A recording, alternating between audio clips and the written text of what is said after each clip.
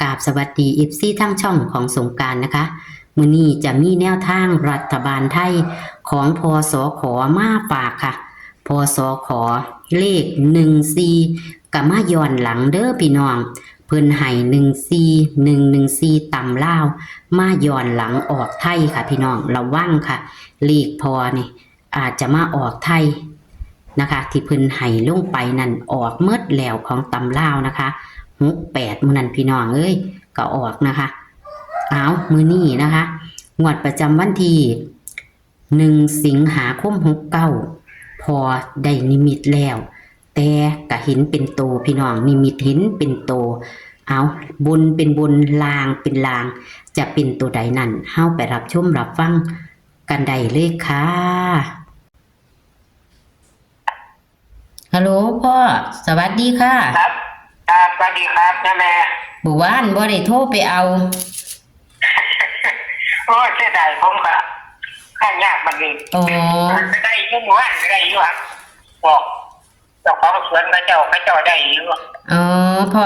บ่เห็นโทรมานึกว่าพ่อนั่งกรรมฐานนึกว่าพ่อเข่งในนั่นก็เลยสมาธิก็เลยบ่ไปรบกวนมันก็07ตัวเก่าจากเด็กใหญ่ล่ะเนี่ยแม่แล้วก็68พ่อก็บ่แม่นให้ไว้อยู่บ่ครับให้ไว้มันมาย้อนหลังค่ะมันมาย้อนหลังแต่ว่าผมสิเว้าเลขใหญ่กว่าเด้อก็ยังคือเก่าคือว่าเลขรางมันออกที่แรกหมู่นี่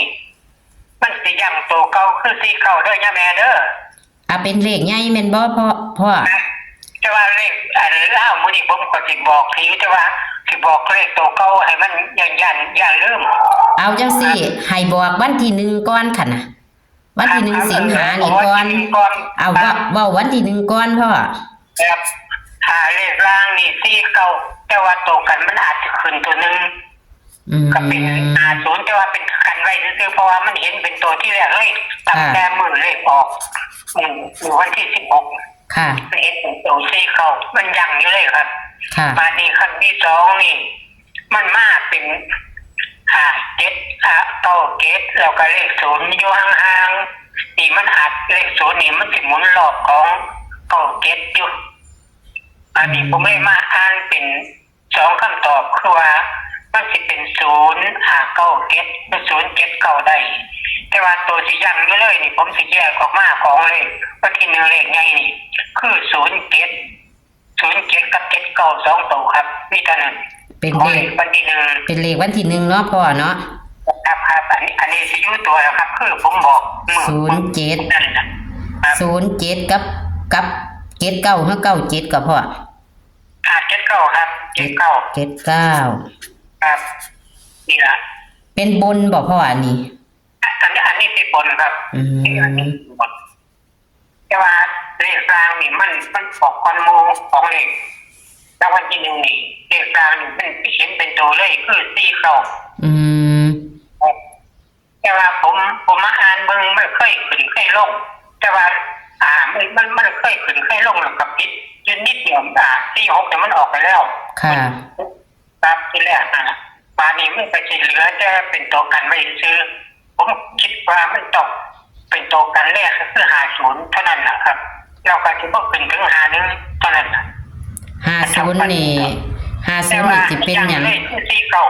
ค่ะ50นี่สิเป็นล่างหรือเป็นบนพ่อต้องเป็นล่างของ2ตัวครับล่างเป็นเลขล่าง50นี่ครับเป็นตัวกันซื่อๆครับตัวผมคิดกันไว้ซื่อๆตามที่มันอาจสิเพิ่มขึ้นจากที่ก็เป็น50เพิ่มขึ้นแค่นึงอันนี้คือพอนิมิตตะตองงวดเนาะครับแต่ตองงวดเดียวกับมันสิบ่นี้เลยครับเพื่อว่าผมสิจัดออกแค่2มื้อค่ะมื้อแรกนี่ครับมื้อสุดท้ายเท่านั้นกับขึ้นสุดท้ายค่ะทวนให้ฟังอีกว่าพร้อมกันนี่บ่ครับได้ร่างนี่เดี๋ยวเด้อค่ะเอาอันนี้ให้มันจบเวลาก่อนหนูจะถามพ่อคือหนูเมื่อวานผมว่าสิโทรไปบอกเรื่องผมกันค่ะมันยุ่งยากหลายอย่างนั่นล่ะเห็นพอว่าเป็นตะยุ่งยากหนูก็เลยบ่โทรเอาเลขลาวอีกเอาบัดนี้อันที่ว่ามันยังเป็น07 7949นี่มันมาจากนิมิตตัวใดพ่อให้เว้าให้เพิ่นฟังอีกแหน่อันเว้าย่อยๆก็ได้มันเป็นตัวที่แรกเลยจังพ่อทีเรียกออกนักเป็นแบบพ่อมือแล้วผมไหวครับแล้วก็นำไปตั้งสมาธิปกติธรรมดาคือจะเคยเห็นทุกมือทุกคืนค่ะมานี่มันเกิดที่แรกมูเลยนี่มันจะเป็นซีเข่ามันเป็นซีเข่าแล้วก็มันกระจายไปแล้วก็ในสมาธิมันว่าหายแล้วนิมิตเราก็เห็นแล้วปุ๊บนี่มันก็จิจางหายไปเลยหรอกเข้ากับข้อสติของเราปกติธรรมดาไปเลยๆค่ะตัวลูกนิ่งรู้นิ่งว่างยืดไปเรื่อยๆค่ะแล้วมันก็จะเกิดไปเห็นเป็นตัวเห็นเป็นตัวแบบที่แรกใช่ไหมมันชอบเป็นว่าตัวซีเก่าที่แรกก็จะเห็นเป็น9 7มันเป็นสีนวลจางๆนี่ค่ะสีนี่อ่อนเท่านี่แหละสีบามีมันเกิดแบบที่จริงมันเกิดนี่มันเกิดแบบเดียวเนี่ยอย่างนี้มันแค่เดียวคือไฟแรกคือไฟแรกเพื่อเขาเปิดอีกอ่อนเป็นปุ๊บเดียวเขาปิดทันทีเลยมันจะเป็นอย่างนั้นมันเป็นน้อยสีขาวๆสีนวลๆเป็นแบบครับสีขาวสีนวลแบบจังนวลพอดีมันเกิดเขาเต็มปุ๊บเดียวจางไปจะน้อยพอตัวที่จางไปปุ๊บเดียวตอนนี้ยังอีกจางหน่อยๆแล้วมันเคยเกิดเลขศูนย์ออกข้างๆแล้วเลขศูนย์นี่จะมาหมุนรอดตัวน้อยนี่เลขศูนย์ตัวน้อยหมุนรอดไปเก็บนาฬิกาหมุนรอดกองเก็บแล้วมันก็จางหายไปเลยติดของเขากับมาสมมตินิ่งบ้างปกติทำหนักคือเขาจะรอในเวลาเขากำหนดจากสมาธิแล้วก็จิตกับเล่นปุ่นให้มากกันมาหาสุราคือเขามันไม่มีแค่นี้ครับมาถึงเรื่องไม่พิจารณามันมันเป็นซอสที่แหลกมันจางไปเลยของที่เขานี่ในบางอันว่าไม่เป็นเรื่องนี้เพราะว่าปกติเราผมจับตัวแก้มือเล็กออกมือขึ้นค่ะตองหมดอันนี้มันตองหวดเป็นบ่พอนี่หินมันจะเป็นซี่ฮกตัวกันจำลองแล้วมันก็จะออกมอกันเป็นซี่ฮกตัวนึงตานี่พ่อมันนั่นมันเป็นหัวจุกเป็นไงมันก็เลยออกมันเลยไปหาตำเล่าค่ะยังไงมันจำได้หรอกค่ะจำได้ค่ะมันอาจจะกินคืนนี้ตัวนั้นเพราะว่าไม่ใกล้คืนแล้วบัดนี้มันสิกลับมาเป็นไทยได้บ่พอ46นี่46เป็นบ่ครับแต่มันเป็นมันออกแล้วมันจะหายไปเลยเจ้าคอยมามือหลังอีกมือวันจันทร์วันโค้งสุดท้ายเนาะค่ะ2 อันนะครับค่ะจังโค้งสุดท้ายค่ะบ้านนี้ไม่ไปออกกันนั้นมัดเลยแม่มือวันทั้งต่อมาออกเป็น4 ค่ะที่โป่งออกมาเมื่อของน้อยเอียงนั่นพวกเขาค่ะมันเป็นอะไรมีด้วยไปข้าง5น้อยค่ะนั่นบ่สนใจคือว่าบ่เอาขันเอาจะเล่ากับอย่างนี้เลยหนูก็สิขอสรุปเด้อก็เป็นว่าพ่อนี่นิมิตเนาะนิมิตเห็นที่แรกเห็น49เนาะพ่อแม่นบ่เห็น49เห็นชัดแม่นบ่พ่อชัดเลยแล้วก็จังมาเห็น79แม่นบ่ค่ะ97ครับ97แต่ว่าคือลง79แล้วพ่อหนูลง7พ่อว่า79ท่าที่แล้วได้อยู่เพราะว่าเขาอันผมมาแยกออกแยกออกเป็น79ตัวนึงก็กับ07ค่ะขอบคุณพ่อเด้อค่ะค่ะสวัสดีค่ะสวัสดีครับ14ก็มาออกย้อนหลังค่ะพี่น้อง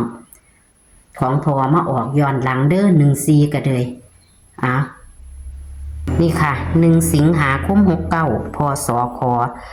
ก็ได้นิมิตนะคะนิมิตเห็น49ชัดเจนค่ะพี่น้องเพิ่นก็เลยว่าเป็นลางเพิ่นเว้าไปแล้วนะคะก็ฟังเอาเด้อพี่น้องเด้อแอดอาจจะเว้าบ่คือเพิ่นเลขกัน50ไว้นำค่ะ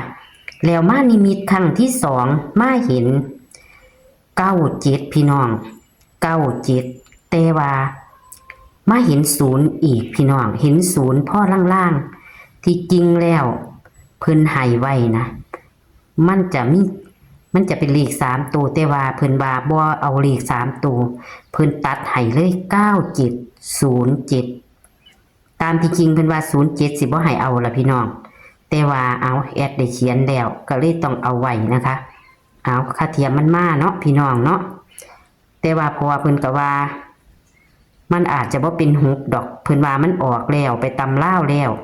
ก็บ่แน่เนาะพี่น้องเนาะ49นี่ก็ได้49ก็บ่แน่อาจจะเป็น46ได้